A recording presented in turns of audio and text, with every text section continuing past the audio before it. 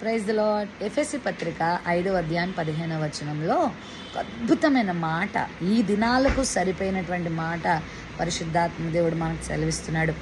దినములు చెడ్డవి గనుక మీరు సమయమును పోనీయక సద్వినియోగం చేసుకొనొచ్చు, అజ్ఞానుల వలె కాక జ్ఞానుల వలె నడుచుకున్నట్లు జాగ్రత్తగా చూచుకొనుడి, దేవుని చిత్తమేమిటో గ్రహించుకోండి అనే మాట చూస్తున్నాం.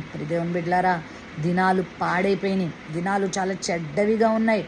ఎక్కడ చూసినా భయంకరమైన మనస్తత్వం కలిగిన మనుషులు మనం చూస్తున్నాం. ఎంత క్రూరత్వం, ఎంత మూర్ఖత్వం, ఎంత తిరుగుబాటు స్వభావం, ఎంత గర్వ జీవితం, ఎంత కోపిష్టి జీవితం. కొన్నిసార్లు మృగాల్ని మించిపోయి మనుషులు ప్రవర్తిస్తూ ఉన్నారు. కాబట్టి ఇలాంటి దినాల్లో దేవుని బిడ్డలమైన మనం చాలా జాగ్రత్తగా జీవించాలి. మన సమయం ఎలా ఖర్చు పెడుతున్నాం, దేనికి ఖర్చు పెడుతున్నాం, ఎవరికి ఇస్తున్నాం, ఎలా చేస్తున్నాం అనేది చాలా ముఖ్యం. అంత మాత్రమే కాదు, దేవుని చిత్తం ఏంటో తెలుసుకోకుండా నువ్వు బ్రతికేవనుకో, నీ సమయం వృధా అయిపోతుంది, నీ బలం వృధా అయిపోతుంది, నీ డబ్బు వృధా అయిపోద్ది, చివరికి నీ జీవితం కూడా చేజారిపోద్ది. దేవుని చిత్తం ఏంటో తెలుసా? పరిశుద్ధంగా జీవించటం దేవుని చిత్తం. పరిశుద్ధత కలిగి ఉండుటయే, జారత్వమునకు దూరంగా ఉండుటయే, మీ కామాభిలాష యందు కాక పరిశుద్ధత కొరకు మన ఘటములను కాపాడుకున్నటే దేవుని చిత్తం అని తెస్సలోనిక పత్రిక 4వ అధ్యాయంలో మనం చూస్తాం. పరిశుద్ధత చాలా అవసరం. ఇటీవల నేను ఒక వార్త విని నా హృదయం చాలా బాధకు గురైంది. ప్రియులారా, కాకినాడలో ఒక స్త్రీ 2 పిల్లల్ని ఒక పురుషుడు ఎంత క్రూరాతి క్రూరంగా చంపాడో తెలుసా? చిన్నారి పిల్లలు ఏం చేస్తారండి? చిన్నపిల్లల్ని చంపేశాడు, ఆ స్త్రీని చంపాడు. ఎందుకు అని అంటే న్యూస్లో చెప్తున్నారు, వివాహేతర సంబంధాన్ని బట్టి మరి ఆమె చంపబడిందంట. ఎందుకు స్త్రీలు పురుషులు ఎందుకు ఇలా ప్రవర్తిస్తున్నారు? దేవుడు మంచి భర్తని ఇచ్చినప్పుడు, బిడ్డల్ని ఇచ్చినప్పుడు నీ భర్తను ప్రేమించు, నీ బిడ్డల్ని ప్రేమించు, వాళ్ళకు దూరం అయిపోకు, వాళ్ళకి దగ్గరగా జీవించు. చక్కని భార్యను పిల్లల్ని నీకు ఇచ్చినప్పుడు వాళ్ళతో చక్కని జీవితం జీవించు, అది దేవునికి మహిమార్థమైంది. ఒకవేళ దేవునికి అనుకూలమైన జీవితం కాకుండా ఇలాంటి కామాభిలాషి యందు, వ్యభిచారం వైపు, జారత్వం వైపు కనుక ఎవరైనా తిరిగితే ఖచ్చితంగా వాళ్ళ జీవితాలు ఇలాగే ఉంటాయి. ఇప్పటికే కొన్ని కోట్ల సంఘటనలు ప్రపంచంలో మనం చూస్తున్నాం, ఇదొకటే కాదు. కాబట్టి ప్రియ భార్యలారా, ప్రియ దేవుని బిడ్డలైన మీరందరికీ నేను ఇచ్చే ఒక చక్కని సూచన ఏంటంటే చాలా జాగ్రత్త. సెల్ ఫోన్స్తో కూడా చాలా జాగ్రత్త.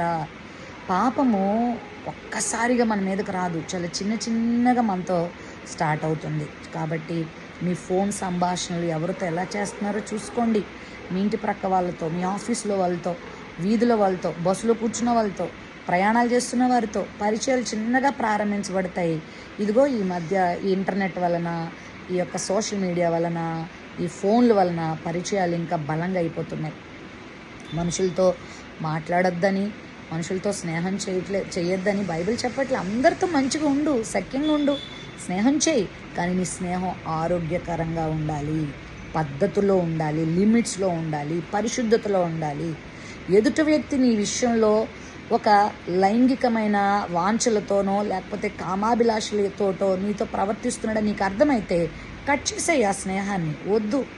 తర్వాత నీ భార్యతో నువ్వు చక్కని సంబంధం, చక్కని ప్రేమానుబంధాన్ని పెంచుకుంటే నీ భార్య మరొకరి జోలికి వెళ్ళదు. నీ భర్తతో నువ్వు చక్కని ప్రేమానుబంధాన్ని పంచుకుంటే నీ భర్త మరొక స్త్రీ జోలికి వెళ్ళడు. చక్కని కుటుంబంలో చక్కని బంధాలు కలిగి ఉండండి. ఒకరినొకరు మాట్లాడుకోవడం, ఒకరికొకరు ప్రార్థన చేసుకోవడం, ఒకరికొకరికి దేవుని భయం కలిగి ఉండడం చాలా అవసరం. సమయాన్ని దుర్వినియోగం చేయొద్దు. దయచేసి వాక్యం చదువుకోవడం, ప్రార్థన చేసుకోవడం, దేవుని సేవ చేయటం, బలహీనుల్ని ఆదరించటం, దేవుడు ఎన్నో పనులు అప్పగించడం మనకి, అవన్నీ కూడా నమ్మకంగా చేయటం మనం చేయాలా. ఈ జీవితం చాలా చిన్నది కదా, మనకి ఎక్కువ జీవితం ఏం లేదు. ఎప్పుడు వెళ్ళిపోతామో తెలియదు, ఎప్పుడు ఏమవుతామో తెలియదు. నిన్న ఒక సంఘటన వింటున్నాను నేను.